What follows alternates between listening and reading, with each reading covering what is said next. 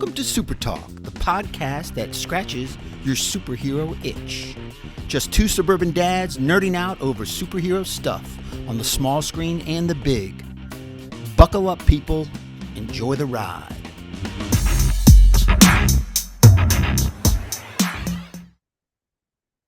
Welcome to SuperTalk, the weekly podcast dedicated to news reviews of comic book media on the big and small screen. This is episode 143. Whoa. I'm your host, Brian Professor Pedersen. With me, as always, my illustrious co-host, Titanium Tony Estrella. 143. Wow.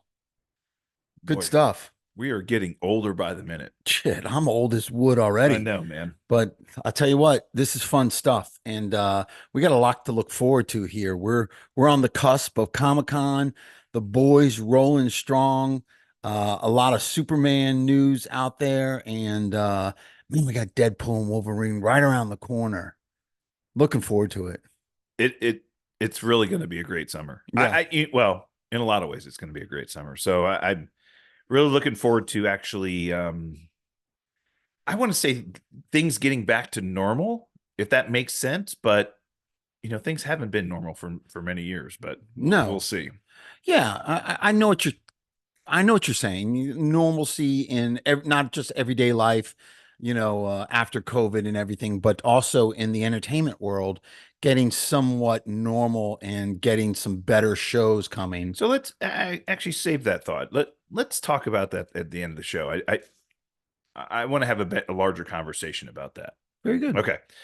All right, well, let's get started. We want to thank the listeners that bring the show to you. Those are our patrons. Patreon.com/SuperTalk is how you become a member. If you want to support the show directly, go to Patreon.com/SuperTalk and you become a patron of the show.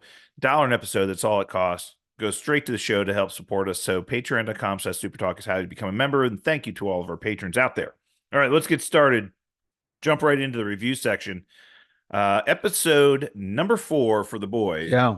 Back this week, and as we alluded to in our last episode, the first 3 episodes that were released on Amazon Prime were really, while they were 3, 47-minute long episodes, they seem to have not a ton of substance, like not a lot of action, like not a lot of stuff going on, but it was a lot of setup. Yeah.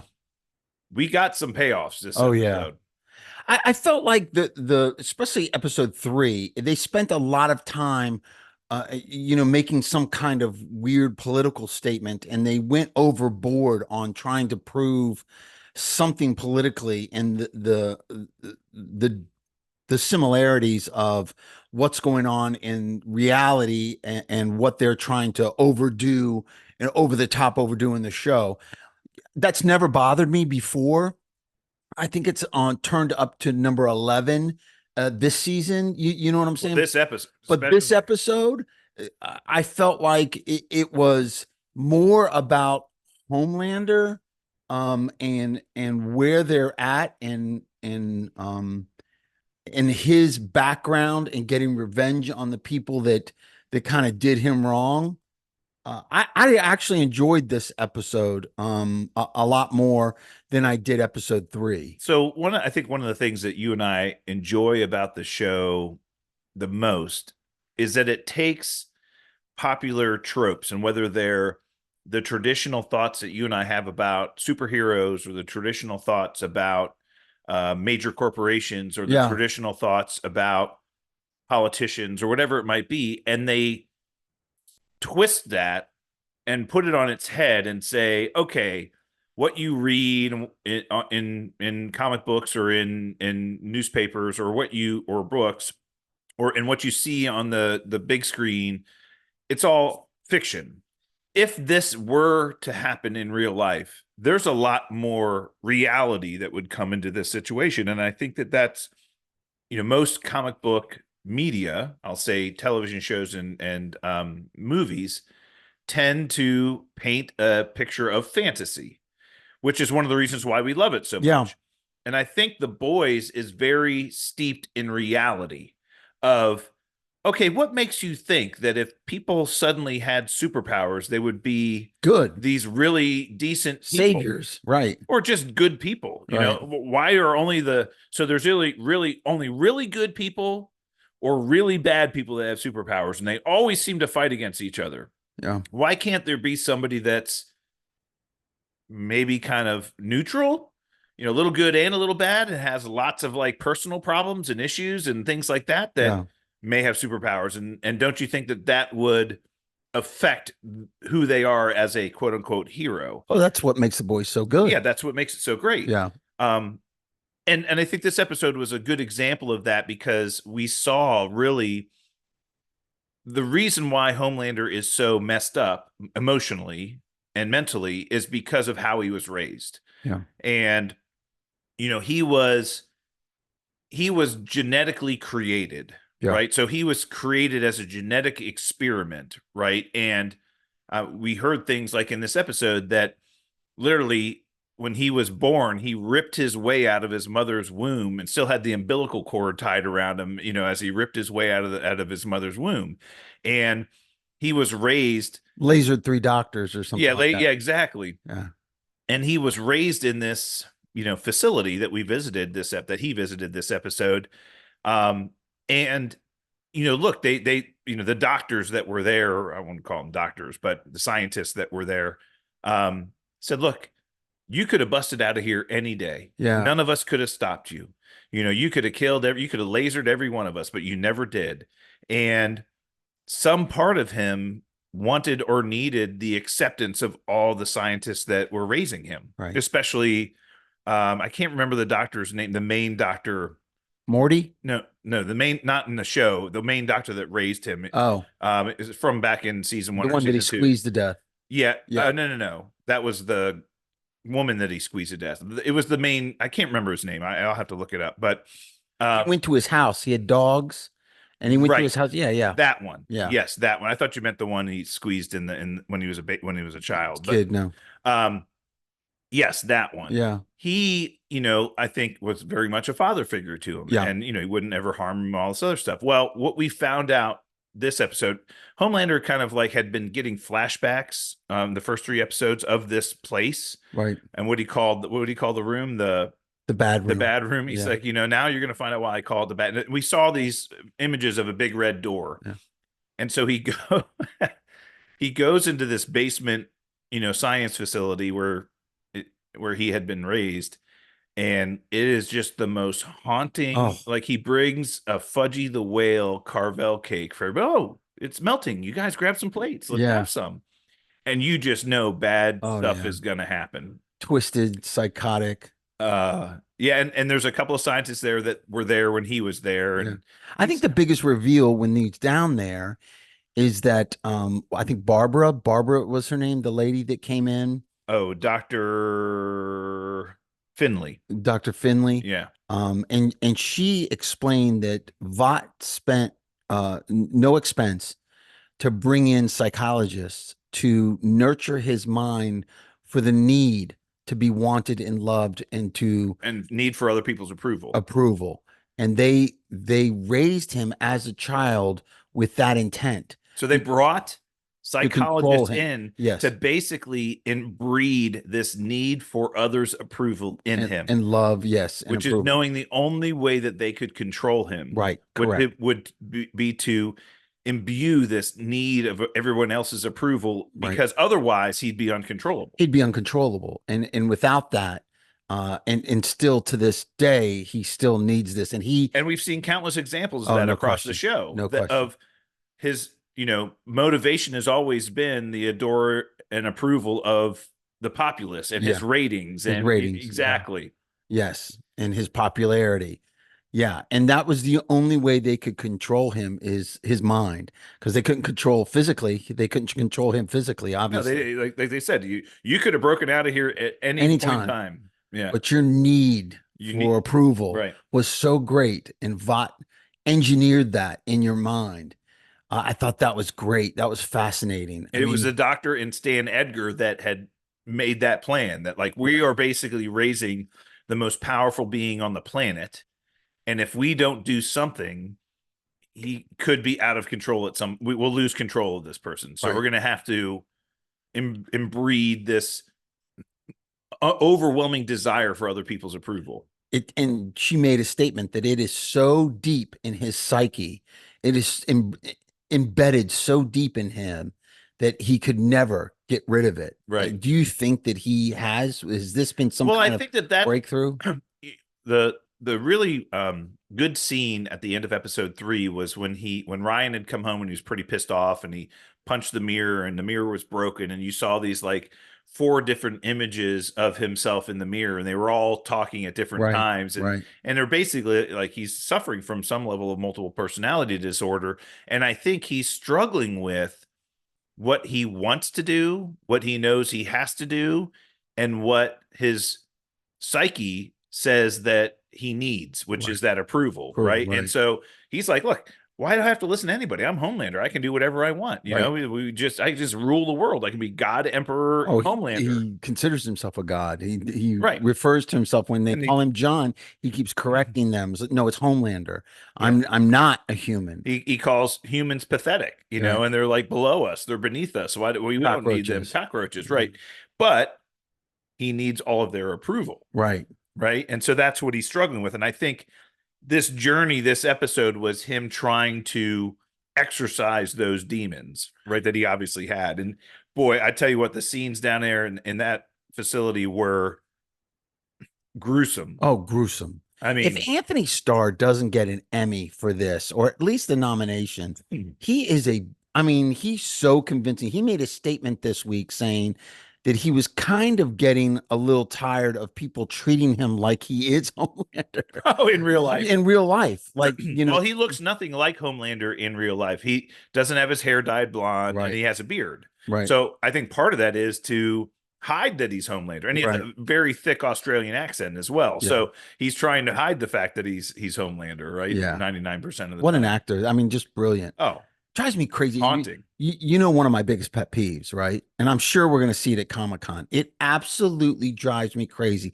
Like I lose my mind when there is like an Iron Man with an R2D2 head or you know what I'm saying? Or like or like the Joker dressed as Spider-Man or you know like Boba Fett's helmet on top of Darth Vader's body. yes. Yes, those mix of like, Dragon Ball hair on top of Captain America. It just drives me crazy when people try to mix those Star Wars and video games and Marvel They're and trying to be DC. unique. Yeah. I And it's just pathetic. Yeah. drives me crazy. We're definitely going to see it. Oh, We're definitely going to see. You know, we're going to see I it. know. Well, speaking of that, well, the reason why I brought that up is that there's so many people online trying to cast Anthony Starr in some kind of Marvel role, or oh, he should be the Reverse Flash. That's the big one that I see. I'm like, guys, he's Homelander. Just let him be Homelander. Stop trying to take the best of the boys and convert it Right. into into DC or the MCU just because he's such a strong talent. Let him be a strong talent in the boys. Yeah. It drives me crazy. He's got to be one of the best. I want to say, I want to call him an anti-hero, even though he Villain? is. He's kind of like an anti-villain, right? Uh-huh. Because he's a hero, but he's really a villain. Right, right. Right. I So like it. like an anti-villain, right? He's not a villain. Right. He's supposed to be really the best superhero there is, but he's really a bad dude. So flawed. Oh. So flawed. And just too many examples of his mental derangement. You know, we find out that they had experimented on him by putting him in what he called the oven, which basically heated up to like 1,000 degrees Fahrenheit. And they would just sit there and watch his, try to burn him. Right. And he's like, no matter how hot it got in there, my skin wouldn't burn, but it hurt really bad. Right. And he throws one of the scientists in there and Frank and just fries the crap. Oh my God. That was, but the worst was the other lead scientist that, Marty, I guess he caught him masturbating one day and was laughing at him. And so he basically said, he told Marty that you need to do that in front of all of us, and we're going to sit here and laugh at you. And he's like, if you can't do it, I'll laser your dick off. And he lasered his dick off. I mean, it was like, it was insane. So brutal. And so this was like really, I think, again, a big example of kind of him dealing with his internal demons. Like, and I wouldn't say it's like a revenge thing, but he's kind of finally realizing I am the way. I don't like who I am, and the reason I'm this way is because of the people that raised me. Yeah. And if I kill them all, it might change things. Well, he's going to find out it's not going to change a thing. When did you watch the episode? The day it came out. The day it came out, Yeah. right? I remember very little of the episode besides the Homelander storyline. Oh, really? That's how well I do. Well, there's a lot of other stuff that happened. Agree. I do remember A-Train getting caught in Homelander's apartment stealing Compound V. So that was the plot point is Yeah. that Huey's dad, who has been in a coma, he finds out at the beginning of the episode that his mother has decided to take him off life support because that's what he wanted. And he was going to basically starve to death over the next couple of days, after the feeding tube was removed.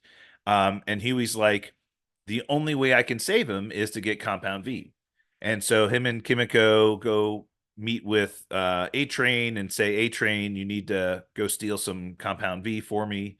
I need to give it to my dad. And A-Train reluctantly agrees, and he says, basically, because Huey says, you owe me. Yeah. He said, you owe me. Everything that's happening right now is because of you. And we remember the first scene in episode 1 when A-Train ran over his girlfriend and he was sitting there holding his girlfriend's hands in the streets. Oh, and that's what got me hooked on this show. I know, right there, like first 5 minutes of the show. But yeah, that he's like, you owe me. And A-Train ends up breaking into Homelander's and he finds on one condition: if you forgive me. Yeah. If you forgive me and we're good. Yeah. We're good. Because I think A-Train's going through something. Yeah, I think everything that happened to his brother last year and last season and killing Blue Hawk. Yeah. I think kind of messed him up a little bit, but he realizes Homelander's a sicko and he has no can't fight him, but anyway, he goes into Homelander's office. This was a great scene because Homelander has basically taken all of the Compound V and now stashed it away in his office. And he goes in and he finds a compartment that has milk, we assume is breast milk, all like stashed away in there. And he's like, well, that's weird. And then he finds the Compound V, and then Ashley's in Homelander's apartment, and they see each other, and Ashley's like, what are you doing here? And he's like, what are you doing here? And then he runs off real quick, comes back, he goes, did you leave a floater in Homelander's toilet? It's just perfect. So they kind of have this standoff where like, well, if I tell Homelander what you did, he's going to kill you. If you tell Homelander what I did, he's going to kill me. So we're good. Right. Yeah. So that was a great scene. So that's the other kind of, we'll kind of just tie off that plot point. A-Train does bring the Compound V back to Huey. Huey wasn't going to forgive him, but he did. Yeah. And then Butcher was there and had seen A-Train give him the Compound V, and Huey's like, look, I got to give it to my dad. It's the only choice I have. He goes, no, you can let him die. That's the other choice you have. And he goes, didn't you ever think about taking it yourself, asking Butcher this to kind of help, keep you from dying? He goes, I've already done it. He said, I already gave myself Compound V and it didn't do anything. Well, it did something. Yeah. And I know you had some theories, and you wanted to talk about it tonight about what you think it did. Well, think about Butcher and his whole arc. He was a good guy for the CIA, and his whole arc. I don't know if Butcher's the good guy anymore. He just everything that happens, he's just. Well, I think his ex-wife dying did two things. She was kind of the whole reason why he existed, right? So explain to me what you think is happening to him. I think Compound V did work, and I think he has now gotten powers, and the powers are he has this serpent living inside of him that comes out when it's needed. Ooh. And that's his superpower. Wow. So you asked, like the first episode, we saw at the end of the first episode that there was this little like worm crawling up through in his back and through his vein. Well, this is the first episode. There's a tiny little worm crawling up through his veins. In this episode, we saw this like snake thing like go up his spine. Yeah. And it kind of made him pass out, and he hit his head on the side of the bathtub and all this other stuff. And we're like, what the F is that? Well, then he was fighting. What's the name of the Ezekiel? Ezekiel comes back. Ezekiel was the pastor, the soup pastor who Starlight's family was a member of this Right. church or whatever, and we saw him last season, but he comes back as part of Firecracker show, which we'll talk about here in a minute. But he comes back and they're fighting inside of Starlight's trailer. Frenchie goes in Starlight's trailer. Firecracker's Yeah. trailer. Frenchie goes into Firecracker's trailer to toss it, and then Ezekiel comes in and catches him, and they're fighting, and Frenchie gets tossed out the window by him. Well, Butcher's fighting him and manages to freeze one of his arms and break it, but the other one gets wrapped around his neck. And these visions he keeps seeing of his wife. Yeah. You know, she's like, don't give up. Don't give up. You need to wake up. You need to wake up. And then all of a sudden, you know, you see kind of something writhing in his body. And the next thing you know, he's standing up and Ezekiel's like in pieces. Yeah. And you have no idea what happened. He has no idea what happened. He kind of passed out, but I think that there's something living inside of him that he kind of a Moon Knight situation, wasn't it? Remember how like Steven used to like all of a sudden like freak out, and then Mark would take control. Yeah. I kind of feel like something like that's going on with him. Yeah, who knows? I think it might be like I a don't symbiont. Yes, I don't want to say so much it's like Venom because right. I think it is a living being inside of him, but they do have a symbiotic relationship. Right. They depend on each other or whatever. But I think, you know, to your point, when the serpent comes out, like he passes out and he has no idea what happens, and you know. So we'll find. I mean, I'm obviously this is we're gonna see a big reveal of this sometime in the season, right? Everybody's waiting for it. Oh yeah. So something's happening there, but so he's obviously having visions though. Right. And we don't know if it's being caused by this thing or being caused by his tumor or whatever. And who are the visions? Could the what's the guy's name? Dean. Could he be a vision? You know, the other guy, because it's whenever the CIA agent, Jeffrey agent, Dean Morgan. Yeah, Jeffrey Dean Morgan is. Maybe you're wondering about that. You said that last episode, because no one is around whenever he's talking to him. Yeah, you know, could he be a vision? Very well, it might be.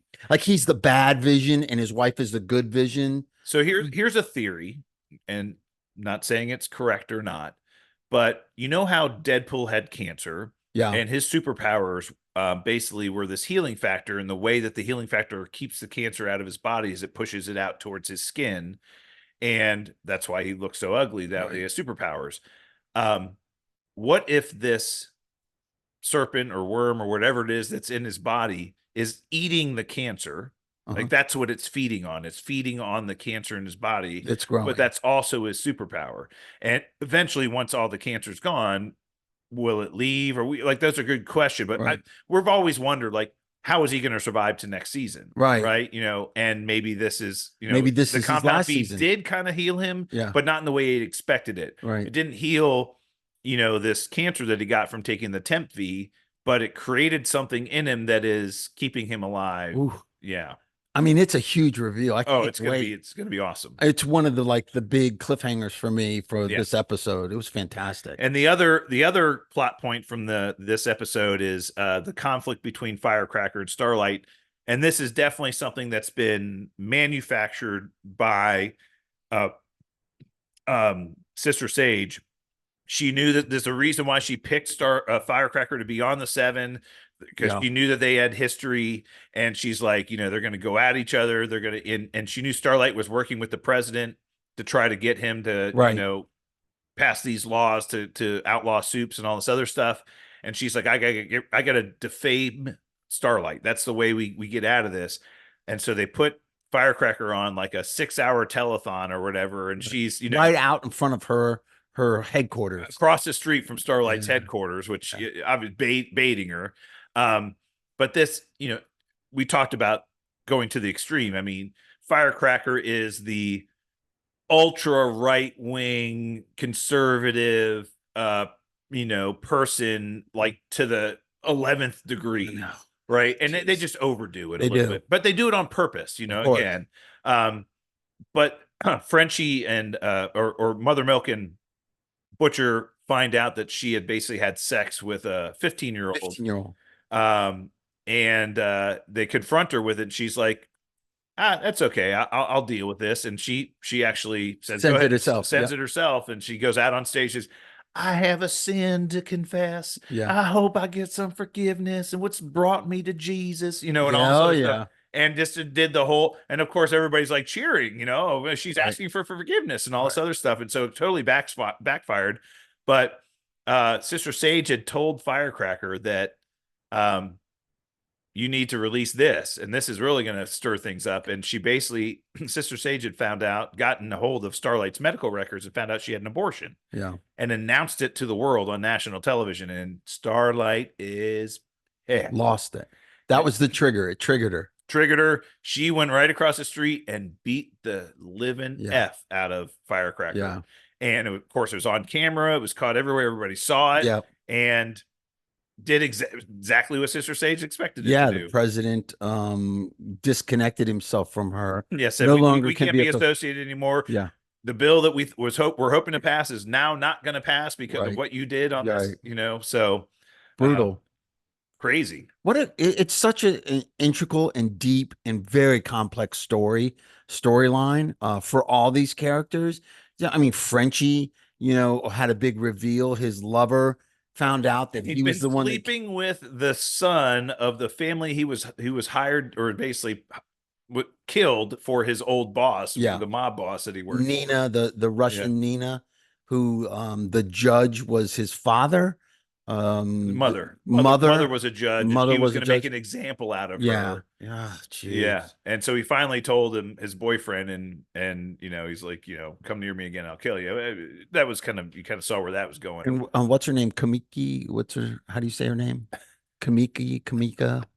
What's her name? I want you to keep going. No. Just tell me No, I want you to keep going. So we find out a little bit about her Kimiko. backstory.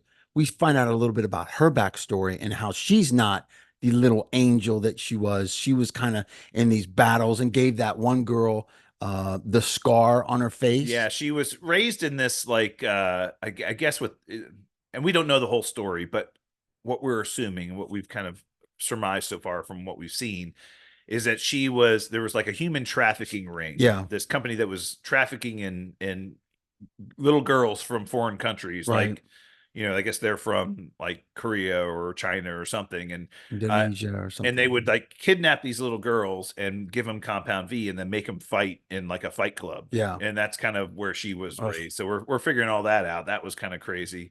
There's a couple of other small things that happened in this episode that I wanted to draw attention to. There was a TV, somebody's watching TV, and they had a news program on, and they were talking about the missing 4 kids from Godalkin University. Oh. And they showed them. They were like, they've been missing ever since. Ever since the incident on campus, they've been missing. So, should we see something happens with these kids? We know that a couple of the members from Gen V do end up showing up on the show. Maybe next episode we get to find out what's going on with them. Yeah.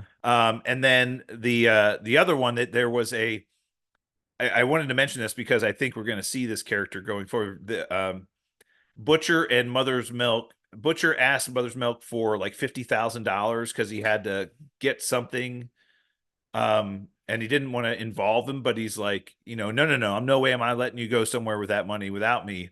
And we find out that he gave Webweaver. So Webweaver is basically the boys' version of Spider-Man. Right. Really bad dude. But I guess he gave Webweaver like something like a heroin enema or something like that. So yeah, he said, Webweaver getting a heroin enema is not something you can unsee, So anyway, he did something to get the information about Firecracker. That's Right. kind of why he did what he did. But anyway, this show is just off the chain. Again, I think it's now finally making some progress, and Yeah. we're going to see what's going to happen. Yeah, man, it's so good. Yeah, I can't wait. Yep. We'll see you next episode. All right, let's jump into some of the news this week. So you mentioned this to me yesterday, Titanium, that you had found out, and we had mentioned in our last episode that things we were looking forward to when going to Comic-Con, but you mentioned that James Gunn is not going to be going to Comic-Con this year. Yeah, that's what's all over the internet. That's what's everybody's saying, and I think he did confirm it. Did he reply to you? He did not reply to me. I said, well, you going to send Peter? at James Gunn on X. Hey, are you going to send Peter Safran? I don't know. I haven't gotten an answer to that yet, but I hope so. But he's really focused on Superman, Yeah, you had sent and me a couple days ago some new set photos from some of the reshoots they're doing for Superman yeah, right now. yeah. And there was a picture of Mr. Terrific and Superman Mr. together on Terrific looks set. amazing. Yeah. He's so comic book accurate. Yeah. It's great. What do you think of the suit? His the Superman suit, Yeah, it's good. I mean, yeah, I thought so. I'm sure they'll, look, those suits don't fit great. I don't. I think it's hard to move around in them and Yeah, everything. Like, I know that who's the guy who plays Homelander? Anthony Anthony Starr. Starr. He has a cooling apparatus in his suit. So there's like tubes that are running through his suit to keep him cool when he's wearing it, Yeah, because it's like hot as all get out and it's very uncomfortable. And I mean, I think action scenes, are just not right. really easy in those suits. And they do CGI some of it after the fact. So Sure. you saw the pictures that you sent. It was kind of like ill fitting in certain areas, and I'm It sure was a little loose, a little they'll baggy in clean some it up area. in post. I think so. Yeah. And even if they don't, it doesn't bother me that much. It's got to be a good story, and I like the fact that they got the emblem on the cape. I like the bright colors. He's got the traditional shorts. I love the old school Superman outfit. So it really didn't bother me. A lot of people are losing their minds, but Oh, come on. the only Just reason they're losing their minds is nitpicking. because there's nothing Nitpicking. else. Yeah, there's They're nothing nitpicking. else. They, I mean, a lot of these Nobody's people, going to care about what he looks like, Titanium, if the movie's good. if the story is If compelling the and the movie movie is is good, good, nobody cares. no one will ever think It about was a great movie, great story, great portrayal of the characters, it. but the costume was just a little off. It was just too bright. The Yeah. costume was Just not too the right bright. color. Oh, please. Yeah, right. They're always going to compare it to the last one, Of and the course. Snyder heads are always going to be they're going to dig their heels in deep, and not budge off of their Superman and not this Superman. But the fact is, story trumps everything, and as long as the story is compelling and good, that will speak for itself. And the history and the way this movie will go down, it'll be judged on its story. Right. And I mean, you and I love Henry Cavill Oh, as Superman. And Man of again, Steel, one of my favorite movies. Man of Steel, still one of the best comic book movies out there. He was just so fantastic and still good in that role, even amidst poor writing and poor plot, in the other two movies that he was in as that character. So, anyway, yeah, look, he has big shoes to fill. I trust in James Gunn. I think it'll be great. But I guess back to the story, James Gunn is not going because he is finishing Superman. He's busy finishing this movie. Yeah. It's out next summer. He wants to make sure that it's done in time and done correctly. And there's a lot riding on the Yeah. success of this movie. So yeah, that makes a lot of sense. It does make a lot of sense, but come on, I know. Take a take couple 2 days days off. So here, okay, I'm going to caveat this just a little bit, saying I'm not spoiling anything. I'm just trying to predict. I think he's putting it out there that he's not going. So when he does go, it's a big deal Okay. and a huge surprise. I think everybody knew he was going.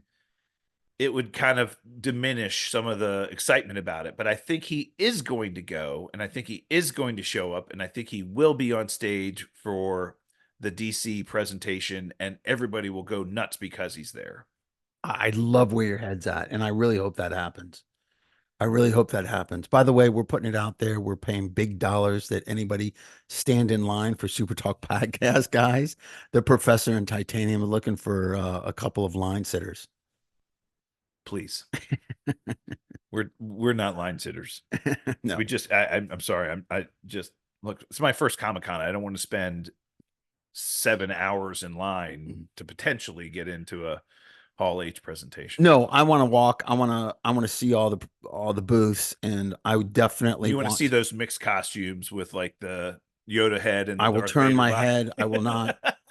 But I do want to talk to people. Like, I'm really looking forward to talking to fans. I'm really looking forward to talking to our people. I'm just going to, throw on my nerd hat and just talk to as many people as I can and get their opinions and stuff. We're going to be doing some live streams. We can't bring a selfie stick. You can't stream inside. they say outside the facility, but what are they going to do if you're outside? So we're going to do a couple of live streams from there. We got some other, we'll be posting pictures daily and Yeah, nightly. So maybe we'll do some YouTube shorts or something like that and yeah, post some things up, you we'll know. do some reels. Yeah. We'll do some Instagram reels and definitely some TikToks. So we have a whole game plan. I'm looking forward to it. Yeah, Titanium is in the planning process as we speak. Oh So yeah. yeah, it'll be great. All right, so new rumors, reports recently that the plot of Spider-Man 4 has kind of come together, and we had reported much earlier on that there was a lot of contention between Sony and Marvel's vision for Spider-Man 4 and Sony's desire to make it a bigger movie than Marvel really wanted it. Kevin Feige's vision was to make it more of a street level version of Spider-Man, back to his roots. You know, nobody knows who he is anymore. He can just be like that friendly neighborhood Spider-Man on the streets again.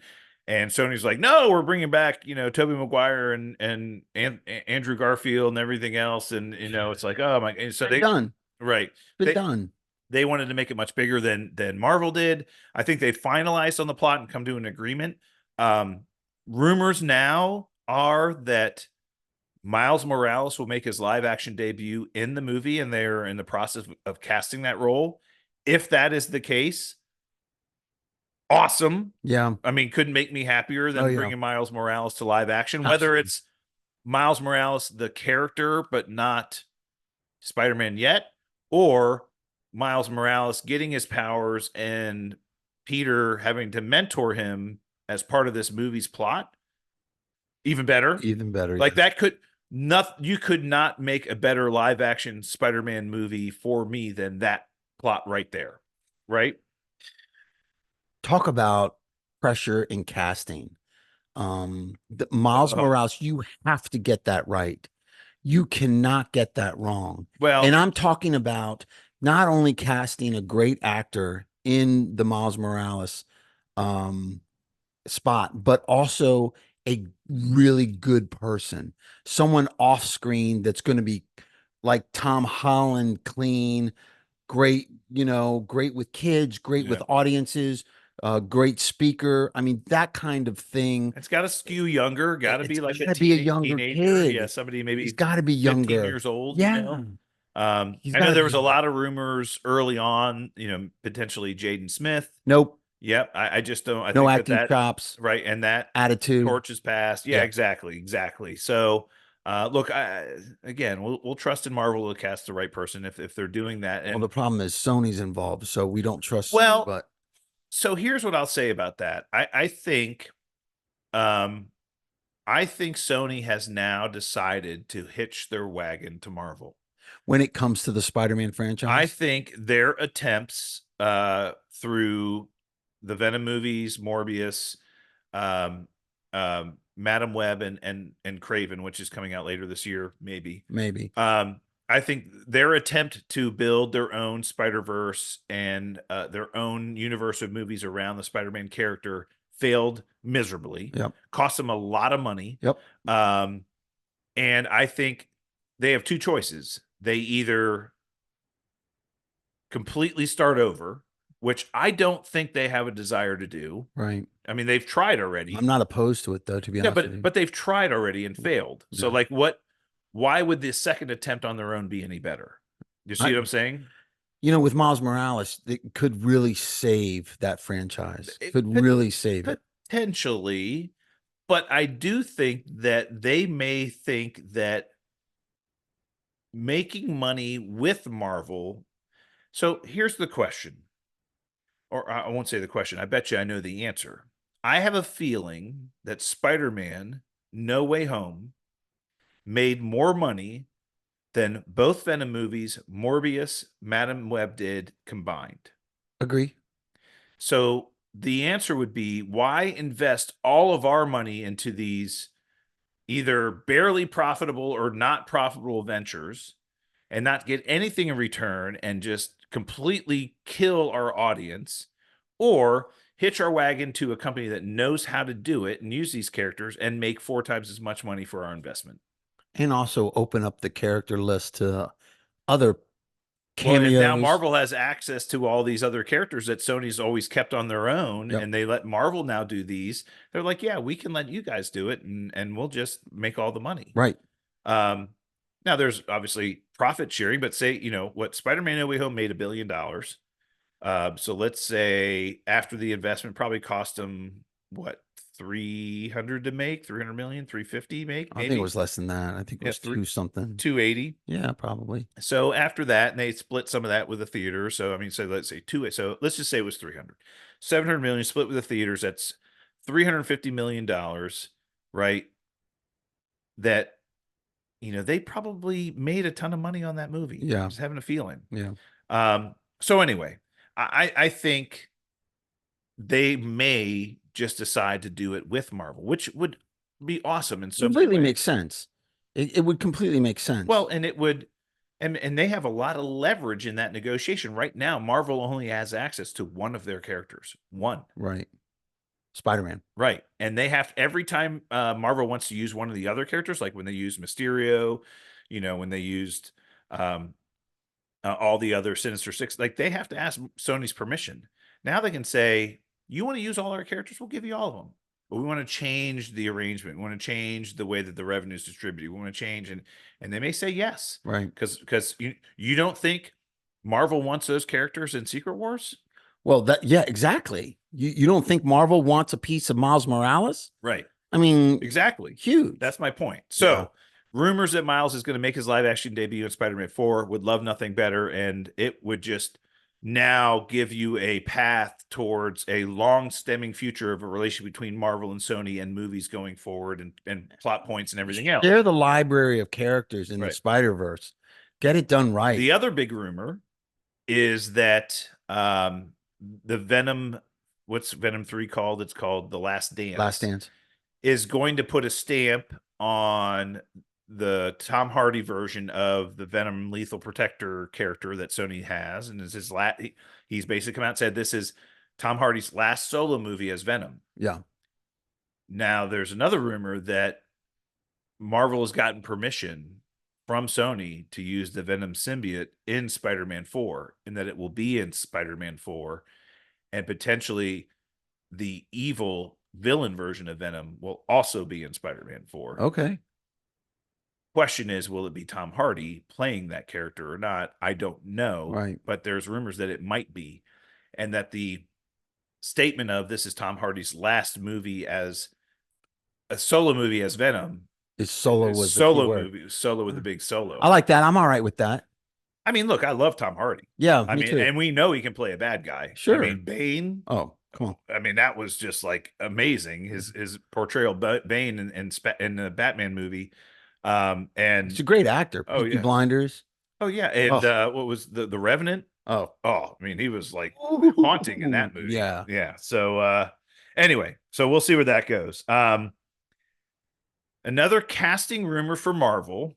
Rumor that John Hamm is in active talks with Marvel for an undisclosed role. Now, I'll say some of this is fan casting. Some of this is I'll say educated guesses that he may be playing Mr. Sinister in the X-Men reboot. Sign me up. Take my money right now. I mean, when I saw that name and that character together, I was like, that's almost the perfect role for him to play. Take my money. No kidding. No question. I mean, no question.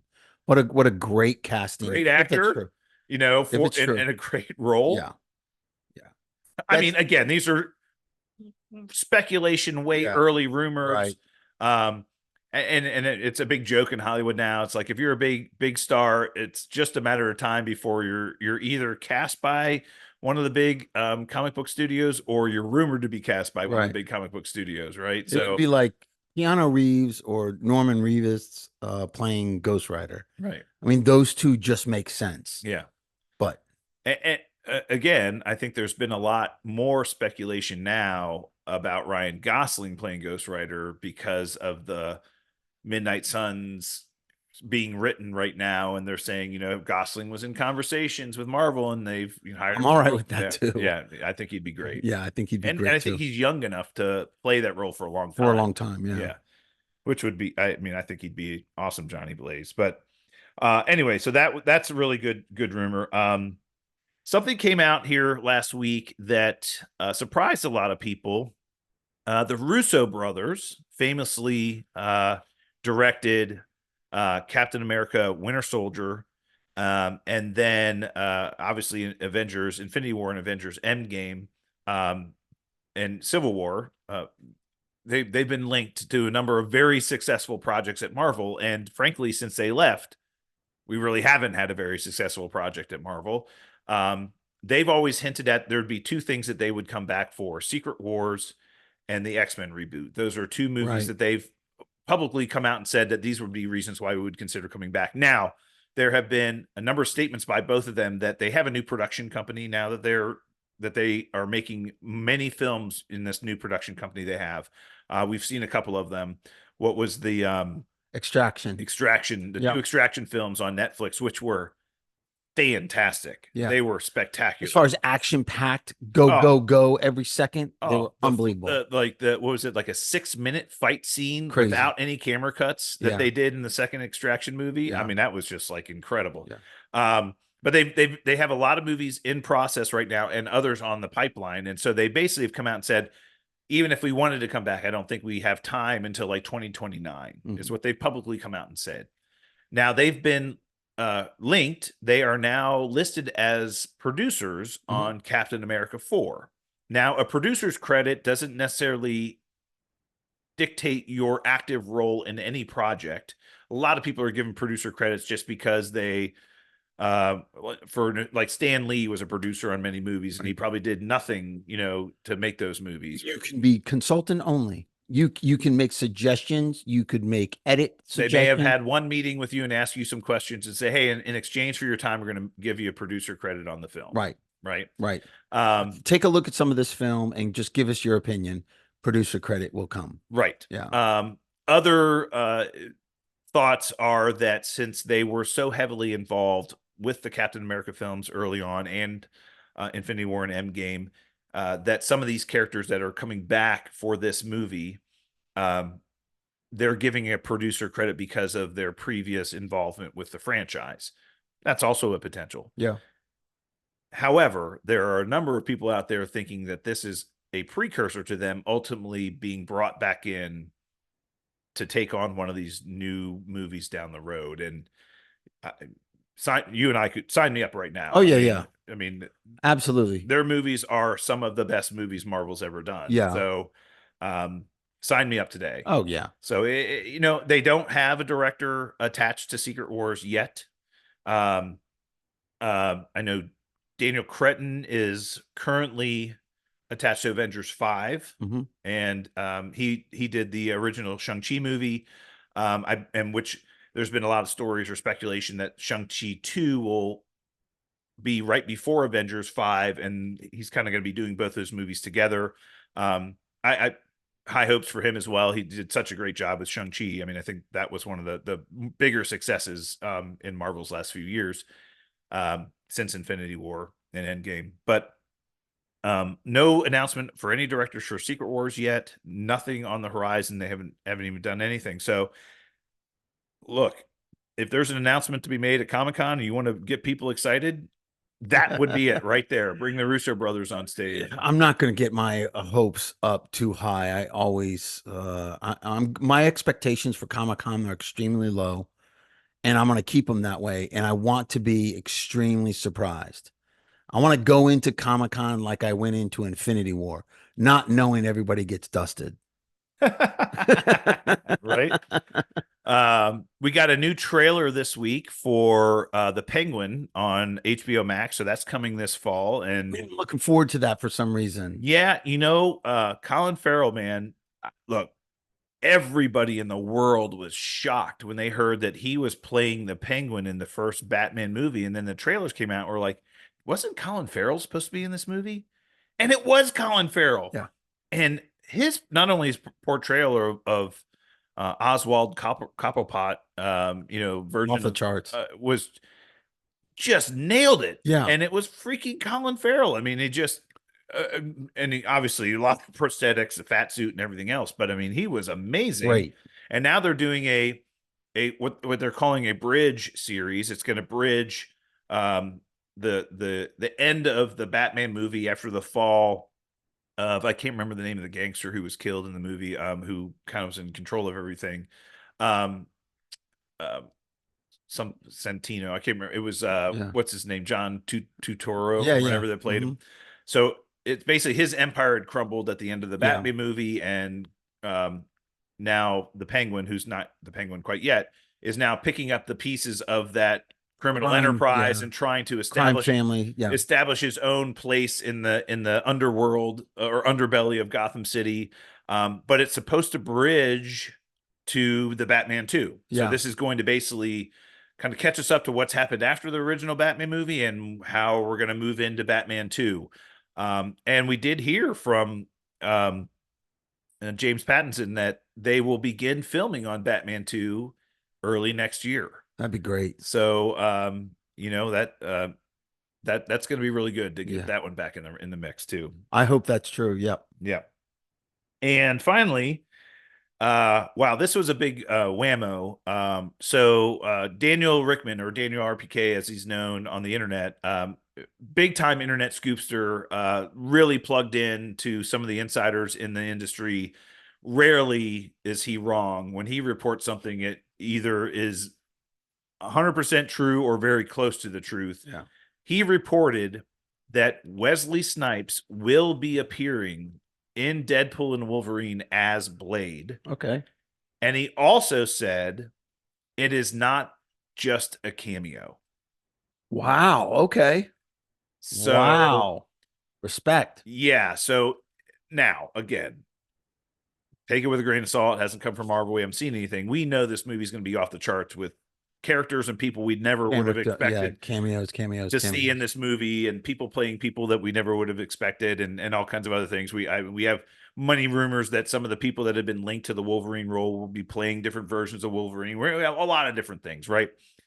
If this is true, and again, there were some heavy rumors around the relationship between Wesley Snipes and Ryan Reynolds because they worked on Blade 3 Trinity together. Right. And that they didn't like each other and that there was some bad blood from that movie.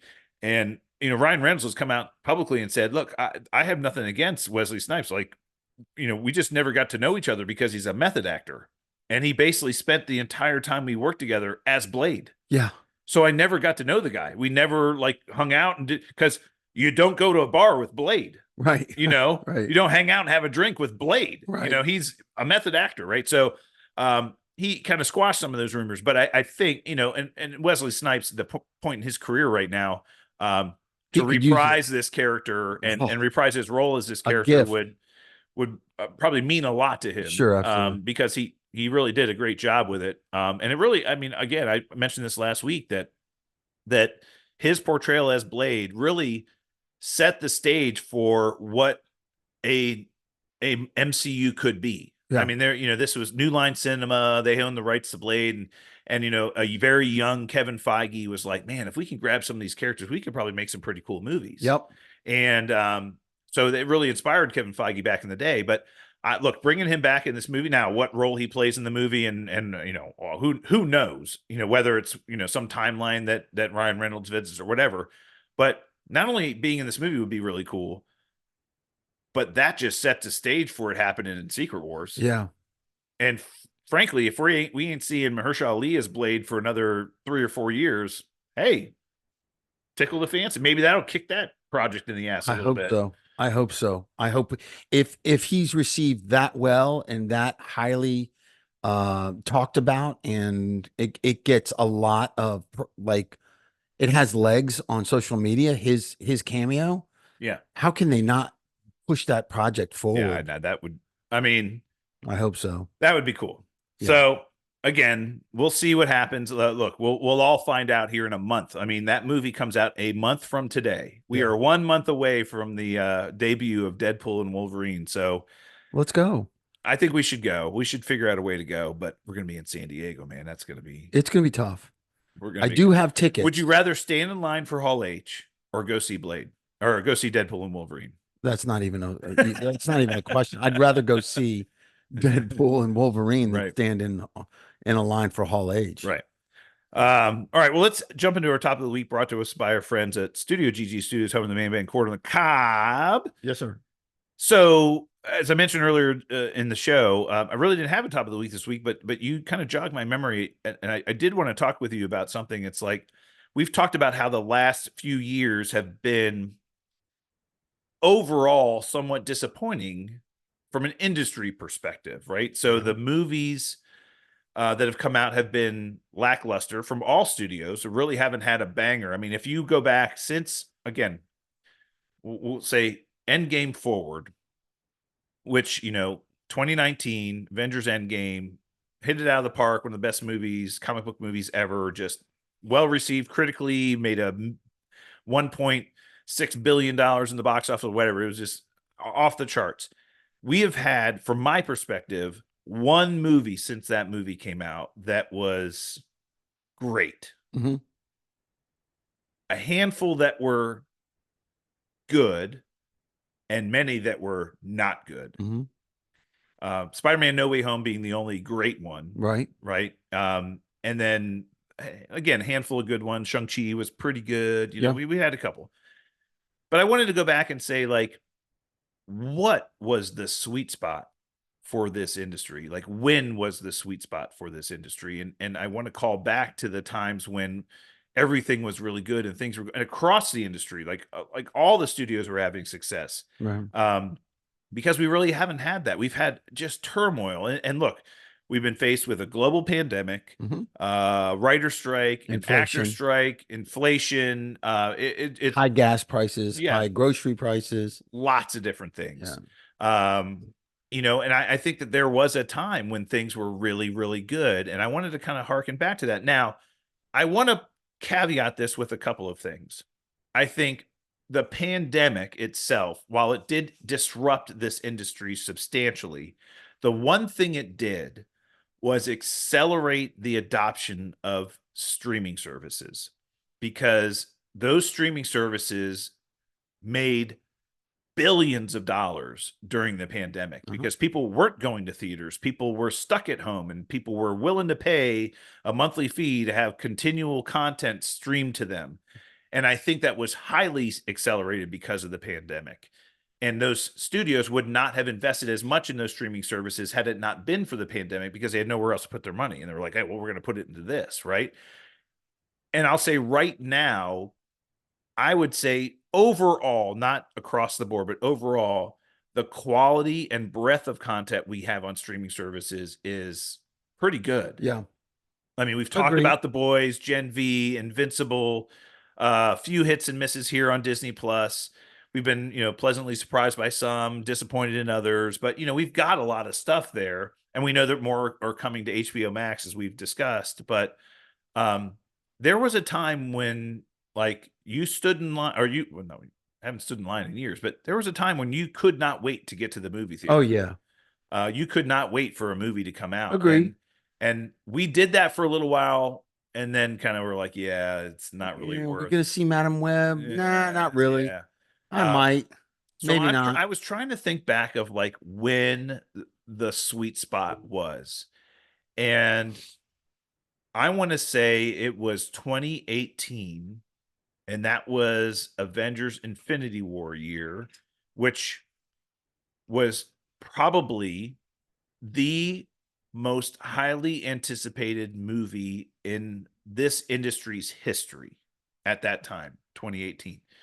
That movie, too big for anybody to pull off. I mean, come on, you're bringing characters from all these different franchises together onto one screen, and how are you going to have a storyline and a plot that integrates them all, and they're all going to be on the screen at the same time? Who's going to make this happen? How's it going to work? And they killed it. Yeah. But if you remember, at that same time in 2018, we were still in the middle of the Snyderverse, and there were Snyderverse. That was right after Wonder Woman had just come out and had done very well. We are on the precipice of getting The Aquaman movie and Justice League was on the way out later that year. I mean, it was like a pretty sweet Yeah. year for. I mean, DC. I wouldn't say that Snyderverse was highly successful, but they did have a couple of successes along the way It there. made money. Yeah. It made a Oh, lot of Wonder Woman money. made a lot of money, Yeah. ton of money, and Justice League, even as bad as it was, made money. You know, it did okay in the theater. People panned it, but it did make money. Um, and you know, even look back then, we still had this was like the reinvention of Spider-Man. We had two Spider-Man movies that were in conjunction with Marvel, and they'd both done pretty well. And Yeah. we were really happy with Tom Holland in that role. I mean, it was like kind of a sweet spot Oh in yeah, the I agree. industry. Yeah, I absolutely. mean, what are your thoughts? Is that I mean, I think you're absolutely correct. I mean, Infinity War was arguably the highlight of that whole. I mean, Endgame was great. Don't get me wrong, and I loved Endgame, but Infinity War was kind of the pinnacle of that whole saga, the Infinity Stone saga. And what a great year for movies. You're no, I agree with you. Yeah, I think that was the sweet spot. yeah? And I mean, Even though Age of Ultron was a banger. I think it made $1.4 billion. It was a huge movie and a great movie. But yeah, I agree with you. I think that Infinity War year was incredible. yeah, I mean, it really, and even we laugh about it now, but it's like people forget that Captain Marvel came out that year. Later in the year, we had two movies. We had three movies from Marvel that year. We had Infinity War, we had Ant-Man and the Wasp, we had Captain Marvel, all that year, and all good movies. Yeah. And I didn't dislike Captain Marvel. Now, we all were seeing that because we wanted to see how it was going to integrate into what was going on with. We had just dusted everybody. How is this going to fit in? Oh, no question. People Right, wanted answers. right. We And need answers you had to go see that movie to get answers. to get answers, Yeah. or at least a little bit of answers. So it just reminds me back in the day where it was just like it was so exciting. You couldn't wait Mm. for the next one to come. And the end credit scene, what's going to be there, and Feel a little bit about that with Deadpool and Wolverine. that's Yeah. why I was saying that is that I think this movie, and boy, I hope we're not disappointed, but this movie is as close as I've felt about a movie since then. Yeah, agree. Since then, Absolutely, yeah. I mean, yeah, And the we just need it. the sniff, you can sniff X-Men around the corner. Oh yeah. And just the smell of Well, X-Men look, that's going to happen. if Disney, God, they need a lot of help. If Disney does not see the success of X-Men 97 on Disney Plus, an animated streaming show, Yeah. and how well it was received critically and just the audience scores and the adoption of that on Disney Plus, if they don't look at that and say, okay, yeah, we've Yeah. kind of missed the boat a little bit Right. here with these characters, that's got to jumpstart things a little bit. Like I said, they got to make some announcements Yeah. at Comic Con Let's about this. push Miss Marvel down a couple of Oh, notches and let's please. elevate Storm to the top tier character and start focusing on Storm standalone. Yeah, I don't want to draw too much attention to this, but there has been a broad sweeping movement in the industry over the last few years that I think has really harmed the industry. And I think everybody knows what I'm talking about, what I'm referring to. We're seeing it specifically across some of the other properties that are owned by some of these major studios, and it's having really, really broad sweeping negative effects on the audience, having broad sweeping negative effects on the fan base. And I hope to God these studios and these companies that own these properties get a clue and get back to what made them successful in the first place instead of basically taking advantage of the good grace of the fans out there, because you need to get back to what made you successful. You don't need to do what you're doing to be successful, even though you feel like you should. Stop catering to the minority and the special interests and start catering to the broader range and the larger group of fans out there that have elevated these IPs to the levels that they are. Agree with you, Professor. All right. Well, let's ring the bell. All right. School's over. That's it for us this week. We'll be back next week for more Super Talk. To get in touch with us on social media, hit us up via email, supertalkpodcast@outlook.com, or @supertalkpod on Twitter. Until then, stay super, everyone. On X, not Twitter anymore. That's on. It's always going to be Twitter for me.